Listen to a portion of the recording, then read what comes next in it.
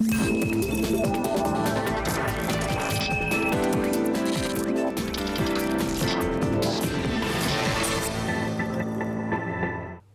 to the Keiser Report. I'm Max Keiser. You know, the United States has as many think tanks as the next 10 countries combined. Yes, 1,828 tanks to tell 300 million people how to think. Stacy? Yes, Max. Actually, the number 2 is China with 426, and then the United Kingdom with 287. And, you know, one of the things I think I see with think tanks is they push these myths onto the population and propaganda for their sort of schemes to essentially convince the population to endorse systems and financial systems and economic systems that are bad for them, essentially. So the way to look at America is with this one. The King Joffrey Defense, wealthy teen kills 4 people in drunk driving accident claiming affluenza. So the 911 call, you know, when this accident happened, it talks about all these scattered bodies all over the place. And this rich kid drove drunk and killed these 4 people. Normally, a normal person would be sentenced to prison for this. However, this kid was rich. His parents were wealthy. And the judge accepted the argument that because he was given, there were no restraints on what he could have in life, he was unable to determine what was good and bad. Right. It's the King Joffrey Defense. Of course, King Joffrey from that show, Game of Thrones. King Joffrey is this little pint-sized dictatorial king that likes to torture people because he's the king.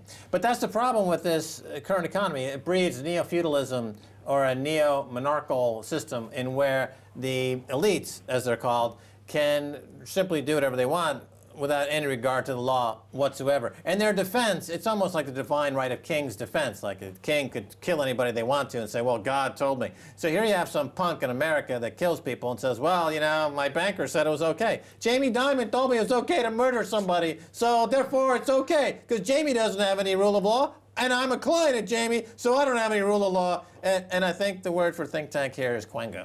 Yes, and in fact, you know, the fact that this kid is driving drunk and his position is that all these quangos put forward is that they themselves are the victims. I'm so rich, and all you poor people that were walking in the street and I hit you and ran over you, you're causing me to be a victim. This is so stressful. And the same thing with you bringing up Jamie Dimon is, you know, some people presented the notion that they were like trading drunk. They were trading with fat fingers and high-frequency flash crashes. And their argument as well, when they kill the markets, is that we're the victims here. Stop banker bashing. Well, I think this marks an interesting beginning of a new chapter in this huge wealth and income gap that's been breeding now for decades because of financialization, because of quantitative easing, because the argument from those who are stealing is that there's a certain amount of jealousy, that the folks that are having their money stolen through quantitative easing or other schemes are jealous. But it changes character dramatically when these people who are stealing the money turn around and start murdering the plebs, the serfs. Then I think the population is not going to buy the argument anymore that they're just jealous of the folks doing the stealing. I think that's when things start to get a little bit more, as the Economist magazine might refer to it, a risk to social cohesion. Well, that happened in Tunisia, and then of course it happens in China. And there have been a few riots in the past few years when guys in BMW drive at high speed through a peasant village and run over somebody, keep on driving, throw some money back at them, and just keep on driving. And then that has caused some riots. But I also want to look at you know, in terms of this killing the economy and blaming the victims of their crimes. I want to look over to Australia because there's a story there about what's going on. That productivity is declining rapidly, and they're blaming the workers. They're blaming the workers for taking too much income. The unions are being blamed. It's housing that's killing productivity. Trying to pin Australia's mediocre productivity on factory floor wages is just not good enough. Productivity problems lie just as much on the capital side of the equation. So the think tanks will tell you that it's just labor costs that contribute to inflation, for example. It's just labor costs that contribute to declining productivity. But there's the multi-factor productivity, as Australia determines it, is also you have to count capital, the returns on capital, and where capital is being deployed. And in Australia, it's being deployed to property and causing land values to rise, and the misallocation of capital is causing a decrease in the return on capital. Right. The country is going bankrupt. That's another way to describe it. They're losing their productivity. And this is a fantastic study. What do they call it? Multifaceted productivity? Multi-factor productivity. Multi-factor productivity, because it takes into consideration the damage that blowing housing bubbles has on the productivity, on whether or not the country can sustain itself economically as a growing franchise. And this is something that in the UK they never make mention of. They don't mention the fact that when unions and other folks, there's been some unions on strike recently in the UK over a transportation system, the government will point to them and saying, you know, the fact is you're making too much money already. And they'll say, look at the guy who runs your union, he's making too much money. But if you look at it comprehensively in the big productivity picture, the fact that the banks have scooped up all this capital and put it into unproductive assets. If you're speculating on real estate, that's not a productive use of capital. It doesn't create any productivity gains. So this is something that if applied to the UK, I think people would understand that it's not, it has nothing to do, very little to do with what people are being paid to sit down there in the tube punching tickets. It has a lot more moving parts. Well, of course, house prices, if it goes from 100,000 to 1 million, it doesn't produce a tradable good. There's nothing you can export. You can't ship your house overseas. You can bring money in, perhaps from all sorts of foreign investors. But they point out for 15 years, the Australian media, i.e. think tanks, the media are a sort of think tank, of course, have celebrated the nation's appetite for pouring domestic and foreign capital into non-productive assets, the housing stock, while many firms have failed to recapitalize to upgrade technology, management techniques, or plant and equipment. And they point out that companies like Holden and Qantas, two Australian giants, are very uncompetitive against their competitors because of land value. The cost of land is increasing so much to their cost of doing business. It's not the labor that they employ that is causing their decrease in productivity. It's the cost of their land. Right. I think it's a good point that the think tanks or quangos or media would always point to labor and suggest that it's labor's fault that productivity is diminishing, and we need to pay labor less in order to get productivity higher, which is a completely fallacious argument. The element that needs to be addressed is the malinvestment of capital thanks to programs like quantitative easing, giveaway to capital to speculators. It doesn't add anything to the productivity. And they also talk out that so as the media, as the population, everybody's in on the frenzy of rising house prices, it should be no surprise that the finance and insurance industries, which are dominated by mortgage lending, have grown at more than twice the pace of the rest of the economy since financial markets were deregulated in the mid-1980s, due in part to the housing quango operated by the various levels of government. So, exactly. So they have two charts that go with this, and this shows the growth of the finance and insurance economy. And as you can see, the blue line is finance and insurance, and you see quite clearly that it's grown, it surges from 1985, while the red line is all other industries, which haven't grown at all. Those are the other industries, of course, are the wealth-producing, tradable goods, all that sort of thing that is not growing. And the folks that remain in jobs that do contribute to productivity, like they work down there in the railway system, they're being told that they're not trying hard enough. They should be more like those city bankers that are simply speculating with borrowed money that no productivity gains whatsoever. So it's like a double punch in the face. First, they're not making the money. The wages don't keep up with the inflation because of all the money printing, and now they're being victimized. They're being pilloried for being somehow not trying hard enough. They want an entire nation of speculators, which is becoming more and more the case. But something flashed in my mind when you mentioned that the productivity has been gutted and the nation essentially collapses, because it reminds me of the collapse of the Spanish Empire. Remember, they spent the entire empire aggregating gold, but gold in itself was not a productive asset. And then that empire collapsed. So similarly, the UK, which is aggregating debt as if it were gold and servicing debt, at some point, and no one can afford to live here or work anymore, it'll simply collapse. And they go on to show you what this growth in the mortgage lending and finance sector has done to the economy with this chart. Bank lending by category. The blue is housing, red is business, and green is personal. Again, I mean, you go back to gold, they're treating the houses as a store of value, but at the expense of the real economy. Somebody has to create value and add value to the economy in order for it to continue to sustain the Ponzi that is the leveraged housing bubble. Yeah, I mean, it's interesting, you know, people have been talking about Iceland again and again, and once again, the example is that they had to get rid of the predatory parasite banks before they could have any kind of productivity improvement. And this is what's exactly happened in Iceland, is that they got rid of those predatory banks, and the economy is now growing on an organic basis, where unemployment is at 4% heading to 2%.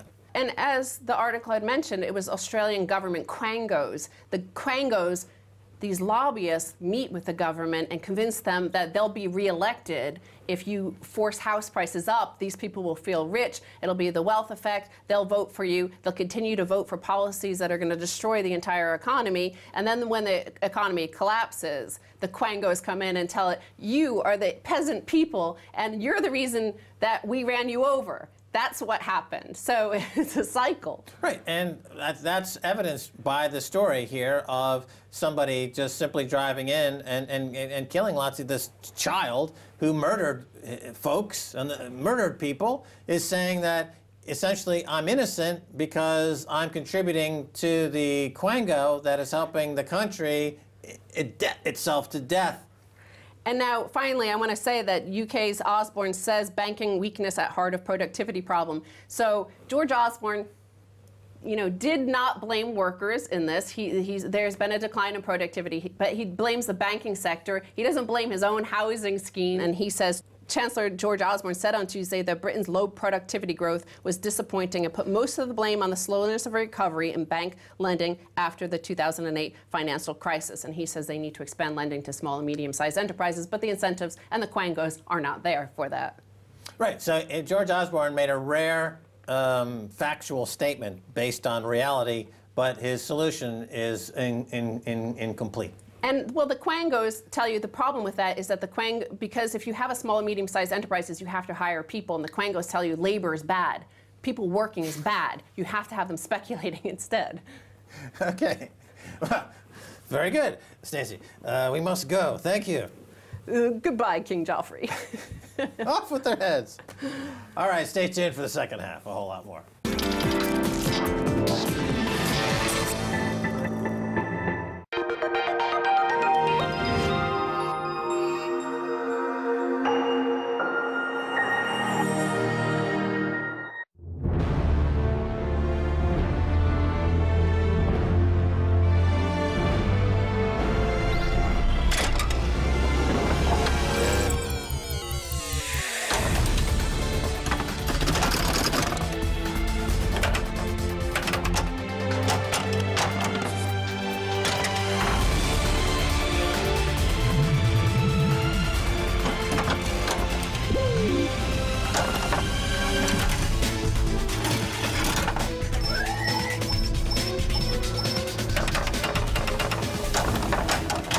Crosstalk rules in effect. That means you can jump in anytime you want.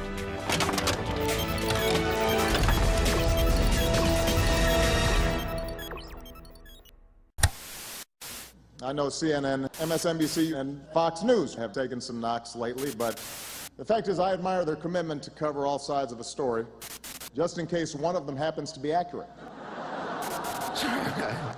That was funny, but it's closer to the truth than you might think.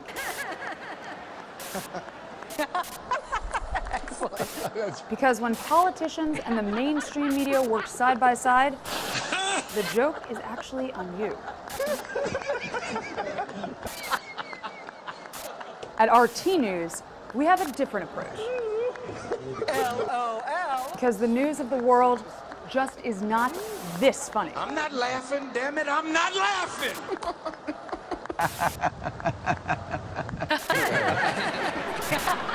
You guys stick to the jokes. We'll handle the news.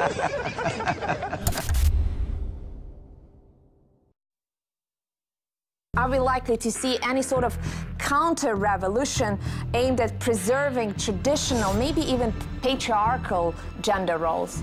The Islamic religion is one very powerful counterforce towards maintaining traditional marriages and values. Just as they become more powerful, Western liberalism becomes powerful, and we have two sort of major civilizations apparently on a collision course.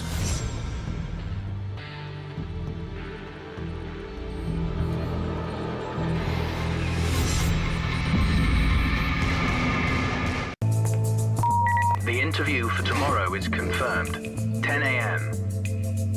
At the world's trade, it is hoped that they will find a global solution to a global problem.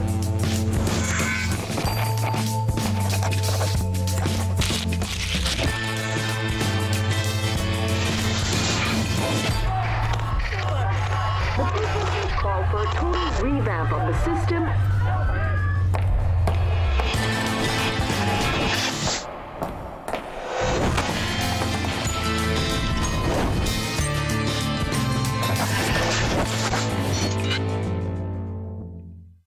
Low cholesterol, PMS, depression. These perfect spheres will ease your pain and improve your life. Are you that sick? Pharma knows better. Branding illness on RT.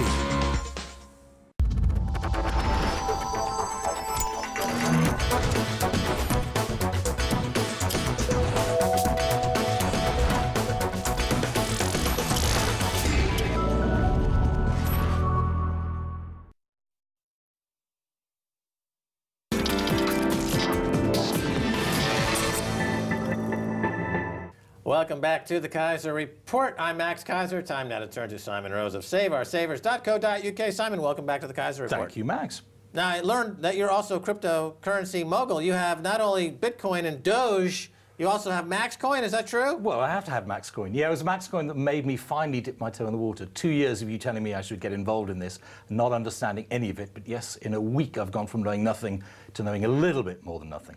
You're the first of our guests to actually own Maxcoin. Congratulations. Hey, excellent. All right. Now, we have a 5-year anniversary, very key 5-year anniversary, since the Bank of England cut the base rate to a 300-year low of 0.5%. So tell us about the McKinsey report into how much these low rates have actually harmed the British population. Well, because there's this general perception that somehow low interest rates are automatically good for the economy. But very few people actually try and quantify it. So McKinsey did a report very recently in which they worked out how much UK households had gained from lower mortgages and how much they had lost through their savings. And they actually found that on balance, UK households in 5 years had lost £110 billion. They worked it out for the US and the Eurozone as well, and similarly horrendous figures there. Right. I'm not sure why people find this such a hard concept to understand. If you're going to take money from one pot and give it to another pot, well, then the pot you're taking money from has less money. And absolutely, and there are fewer people who actually have mortgages and heavy borrowings than there are savers. So why this policy favours the less than 1/3 of households who actually have a mortgage at the expense of everybody else, I simply do not know. Well, I do know, of course. Right. Government's the biggest debtor. So 2/3 of the population are being stiffed, subsidising the 1/3 that's speculating. In 5 years, if you'd had a £100,000 mortgage, you would have gained £3,200 every year because of lower mortgage costs. So you'd have made about £16,000 over the 5 years. If you were a saver with £100,000, you would have lost £4,200 every year. So that's a total loss of £21,000. So a loss of £21,000 or a gain of £16,000, that's a massive, what's that, about a 33% differential? I mean, that's extraordinary. Well, I don't know why savers aren't out in the streets every day protesting, but I'm afraid the trouble is, by and large, savers tend to be relatively quiet, nice people. Well, they're moving over to cryptocurrencies.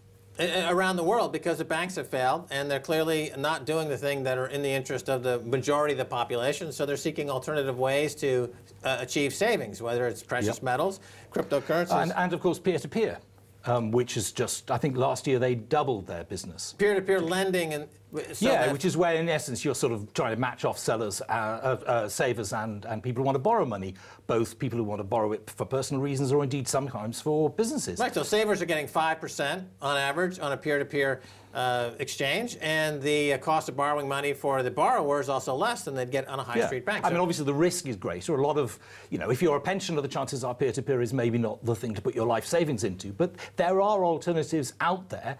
And, all the way for the last few years, we've hoped that saving rates are going to go up. But it's quite clear that Mark Carney does not want interest rates to go up, whatever the economy is doing. So Mark Carney, he'll get on mainstream media and he'll say, the problem is that they need to guard against deflation. And this is a real interesting propaganda, because there's an inflation in the house prices for 1/3 of the country that's being subsidized by 2/3 of the country. And that 1/3 of the country is essentially taking a gift from Mark Carney, who, because he claims there's deflation, is giving them lots of free money to go speculate. And it's being subsidized by the other 2/3 of the country. He calls that deflation. But for some reason, the fact that people are using home equity loans to extract wealth, that they're using their inflated house prices as collateral to do other kinds of speculation, that there's a rampant inflation in house prices. Anybody's personal experience over the last few years would show them that for the essentials that they've actually got to cope with, prices have been going up. And it's quite extraordinary. I've had to update a book recently that I wrote, nothing to do with money at all, but there was a little bit about money in it. And I think it came out in 2005, 2006. Well, on the official figures alone, we're having to ramp everything up by 1/3. So from then until now, official inflation numbers show that prices have gone up by 1/3. And we've talked about it before, but there is an essentials index. These are the things that, not like iPads or something like that, but the things you've absolutely got to have. Well, that level of inflation is running about twice the level of the official figures. You call it the Essentials Index. Yeah. Now, there's a study in the U.S. John Williams has a website that he calls Shadow Stats, where they try to figure out the inflation numbers if they were calculated without these hedonic adjustments, as they're called. So you've done something similar here in the UK called the Essential Index, and the price rate increase for the essential stuff is running at what % level? About double. It's Dr. Tim Morgan who's done it, and over the 5 years, the last 5 years, whereas CPI and RPI are both about 18, 19%, it's about 35, 36% for the essentials. Right. So that's really tough deflation. It's really... So, I mean, the government says inflation is running at just over 2%. Yeah. It sounds like, based on what you're saying, it's closer to 4.5%, 5%. Yeah, at least. I mean, I haven't seen that index updated recently, but I'm willing to bet that's not coming back to target of 2% anytime soon. No, and we had a guest on recently who suggested it was closer to 9%. Yeah, certainly in the States. I know the Shadow Stats website is really, really interesting, calculating the indices the way they used to be before they stopped tinkering them. Right, so every time I meet an economist, I try and get them to do something over here, but nobody wants to have a go, sadly. Right. And then, of course, people are not getting paid as much as they would if the central banks stop banging on about what they perceive to be deflation. They say there's deflation, so we have to keep rates low, which means you have to also get lower wages because there's deflation. Meanwhile, I'm just giving a lot of money to my buddies, 1/3 of the country that you're subsidizing to go speculate in the housing market. If he stopped and unwound himself, then you'd have real inflation, wages would go up, and 2/3 of the country would benefit, and the 1/3 of the country who was getting basically a free ride for the last 5, 10, 15 years would have to seek other ways of rent seeking. Yeah, we hear a lot about wealth inequality here in the States. Why is nobody really talking about the fact that it's the monetary policies that are actually making everything unequal? They are making the richer richer all the time, and they're grinding down those people who've got almost nothing. It's appalling. Well, it's a great question, and why is that such a hard concept to understand? I'm thinking about mainstream media here. They'll have someone like Mark Carney on, but they will never ask him this question. Why does he pursue policies that are causing wealth and income inequality? Why is there this? And he's talking about it shouldn't be the Bank of England. It should be the Bank of Inequality. That should be its official name. He thinks that this whole idea of low rates to stimulate, it doesn't stimulate the economy. That's another. It doesn't stimulate employment. No, it takes well, apart from anything else, in this country, the economy is driven, 2/3 of it's driven by consumer spending. Well, so from the majority, you've taken money away and you wonder why they're not spending anything. There obviously was a feeling at the Bank of England that somehow if you cut interest rates, people would spend because there'd be no point in saving. But of course, they're 9 theoretical economists. They've never actually had to live in the real world. They don't understand that if you are living on a fixed income and your income is going down, you're going to husband your resources, not suddenly splurge on a new car. It's ridiculous. Can we say that Carney was officially now lying when he said that when employment got to 6.5%, that he would possibly reverse? 7. Okay. Well, it's gotten to these numbers. Yeah, got close. But he's not reversing. No, of course. Nowhere near. And by the way, these are not, again, these are temporary jobs, low-paying jobs, jobs that are not providing for households enough that they can afford to get off government assistance. I mean, this is all very crappy jobs, essentially. But somehow they're calculating that into their equation. Even with that bad data, he's still not seeing any end to quantitative easing. I was watching a program the other day, and they had somebody who suffered from something called Münchausen Syndrome by Proxy, which I had never really heard of before. But this is when you're keeping a patient medicated to show how important you are to them, even if they'd get better if you stopped. Well, I'm sorry, but I think Carney and the other central bankers have got Münchausen Syndrome by Proxy. If they just get out of the way, maybe the economy could recover. Well, I think that's the basic criticism most people have of the central banks, is that they're only the enlightened, Max. They're solving a problem that doesn't exist and benefiting by the income, the rent seeking. It's just a classic scheme of rent seeking, where they're inserting themselves into a situation that they're unneeded to extract wealth, to be a gatekeeper, to be a toll booth, to suck money out. There's no problem being solved. They are the problem. But we've had 5 years of this now in this country. How much longer is it going to go on? It's just, well, it's appalling. Well, let's talk about this. Why doesn't the mainstream media question central bankers? Okay, at Davos, I think they are a little more. At Davos, well, no, because listen. What about Stephanie Flanders at the BBC? Okay, why didn't she report on these banking scandals for years? Oh, because she took a job at J.P. Morgan? Yes. Oh, good job, Stephanie. I see what's going on there. Can I just tell you, last week on the Today programme, Radio 4, leading current affairs programme on the radio at the BBC, Robert Peston, who's the BBC's business affairs correspondent, talking about the banking scandal, said that the £20 billion plus they're having to pay in fines for PPI insurance mis-selling is economically good news, because people who've got refunded the money they were defrauded are going out and spending it. Oh, hallelujah. That's just amazing. Robert Peston. Wow. Well, let's take another example. At Davos, the journalist from Reuters was up with shaking hands with Mark Carney, and she tweeted the photo and said she begged him to keep rates low so her mortgage repayments would be low. Well, I'm afraid that is the problem. Quite often, if you're interviewed by standard people in the media here, they are mortgage holders, and all they can think about is, yes, I'm paying less on my mortgage, therefore it's good for everybody. Well, I'm sorry. As you pointed out before, it's good for a minority. At the end of the month, her net worth is declining because she's paying more for the essentials. Her savings are being wiped out. Her access to public services are being destroyed because there's no capital investment because it's all going to speculation. Yep. The quality of her life is being degraded every month until the bubble pops. And for that, she's going up to the guy she's like Stockholm Syndrome. She's being held hostage by this banker, the central banking nightmarish fellow, and she's saying, oh, I love you, Mark Carney, for destroying my economy and destroying my life. Please keep me locked up in this nightmare of debt longer, please. It's like being in the Matrix. You know, we have an inflation target, which they've only just reached about a couple of times in the last 5 years of 2%. Why has nobody questioned why they actually want there to be 2% inflation every year anyway? Over my lifetime, and I'm not that old, on the official numbers, the pound has lost 95% of its value. Well, I'm sure many savers would actually prefer it if we had deflation. What, prices of things actually going down? That would be fantastic. Yeah, again, they monkey around with the terms, and somehow 2/3 of the economy of the country ends up subsidizing the other third to do rank speculation. Now let's talk about real wages are down the most and for the longest sustained period since the end of World War II. Now, let's talk about how this is related to low interest rates, because this is another, we only have about 30 seconds. Okay. Well, I mean, you know, inflation's been above the increase in wages now for 5, 6 years, and it just keeps going on. So everybody's losing out. You're losing out through inflation. You're losing out because your wages are not rising like that. It's almost impossible to protect your money. The government refuses to incorporate wages in anything that they do. They don't consider. And they don't include house prices. They don't need wages. And they don't include house prices in inflation because they know that we go soaring through the roof. So it's a double blind. It's a double blind. It's a double fraud. And they don't need wages because, after all, the taxes aren't needed to pay for government services because they can just get Mark Carney to print money. Right? Yes. Sadly, you're right, as ever. All right, well, we got to go. Simon Rose of Save Our Savers, thanks for being on the Keiser Report. Thank you, Max. And that's going to do it for this edition of the Keiser Report with me, Max Keiser, and Stacy Herbert. I'd like to thank our guest, Simon Rose of SaveOurSavers.co.uk. If you'd like to get in touch, tweet us at Keiser Report. Until next time, bye, y'all.